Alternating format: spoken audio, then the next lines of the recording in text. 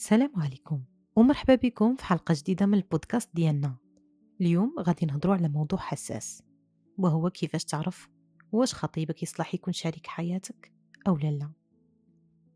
لأنه بصراحة ماشي أي حب أو خطوبة كيعني أن العلاقة ماشية في الطريق الصحيح.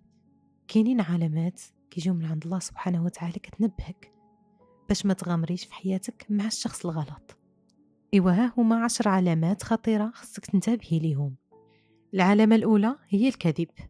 الكذب علامة خطيرة في العلاقات، خصوصا في مرحلة الخطوبة اللي خصها تكون أساس ديال الثقة والوضوح. إذا كان خطيبك كيكذب حتى في الأمور الصغيرة، مثلا شنو عمل في النهار ديالو، أو مع من كان، ولا شنو النية ديالو في شي حاجة، فهذا كيبين أنه ممكن يخبي عليك أمور أكبر في المستقبل. الحياة الزوجية خصها وضوح وصراحة، والكذب كيسبب توتر ومشاكل في الثقة اللي ممكن توصل للنهاية ديال العلاقة. العلامة الثانية هي الأنانية.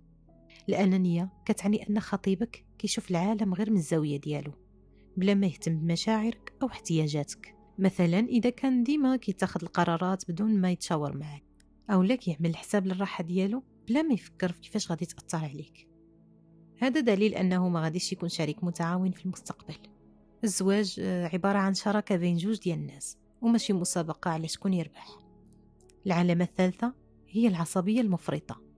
العصبية المفرطة علامة على عدم النضوج العاطفي. إذا كان كيغضب بسرعة أو ما كيعرفش يتحكم في أعصابه، غادي تعاني بزاف من الصراخ والتوتر، وربما حتى العنف في بعض الحالات. المشاكل شي حاجة طبيعية في الحياة الزوجية، لكن شريك حياتك خاص يكون قادر على مناقشتها بطريقة هادئة وعقلانية بلا ما يخلي الأعصاب تسيطر عليه.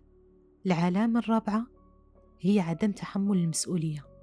خطيبك كيتهرب من التزاماته، مثلا ديما كيشكي بالظروف، أو لما كيبغيش يواجه الواقع، أو كيلوم الناس على الأخطاء ديالو. هذا مؤشر خطير اللي تخليك توقف العلاقة. الحياة الزوجية كتعني مسؤوليات، مسؤولية مادية، عاطفية، وحتى اجتماعية.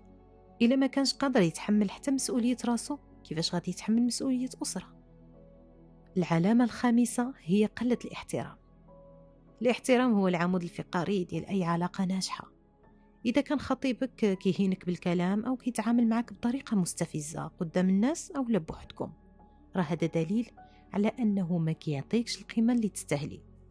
ملي كيتزوج الإنسان خصو الشريك ديالو يدعمه ويكون السند ديالو، ماشي مصدر للألم النفسي. وصلنا للعلامة السادسة اللي هي التسلط والغيرة المفرطة. الغيرة في حد ذاتها طبيعية، وشكون فينا اللي ما كيبغيش الشريك ديالو يغير عليه؟ ولكن ملي كتوصل لدرجة المراقبة والتحكم كتولي تسلط.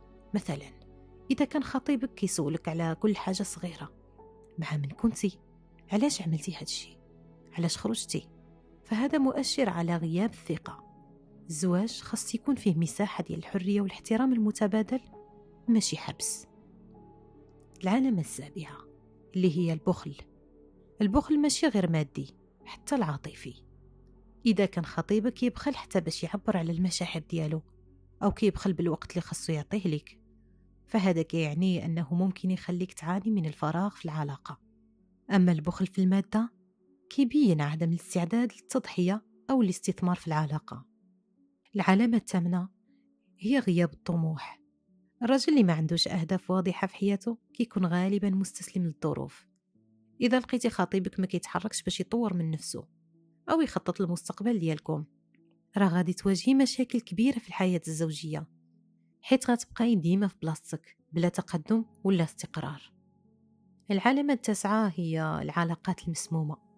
إذا كان خطيبك كيتواصل مع الناس كيأثروا عليه سلبا، أو عنده علاقات غامضة ومشبوهة، فهذا مؤشر على عدم الوضوح. الشفافية ضرورية في العلاقة، وإذا كان كيحاول يخبي أي حاجة عليك، غادي تبقاي ديما شاكة ومتوترة. والعلامة العاشرة واللي هي مهمة جدا، عدم الالتزام بالدين أو القيم. إذا كان خطيبك يخالف المبادئ والقيم اللي كتمشي بها حياتك، فهذا الشيء غادي يسبب صراعات مستمرة في المستقبل.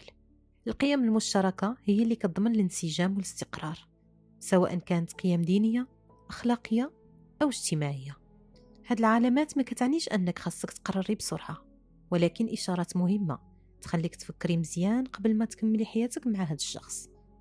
ماشي أي حب كيعني زواج ناجح. العلاقة الصحية خاص تكون مبنية على الاحترام والثقة والتفاهم. إذا كانت عندك تجربة أو تعليق شاركيها معنا، ونتلاقاو في بودكاست جديد وحلقة جديدة.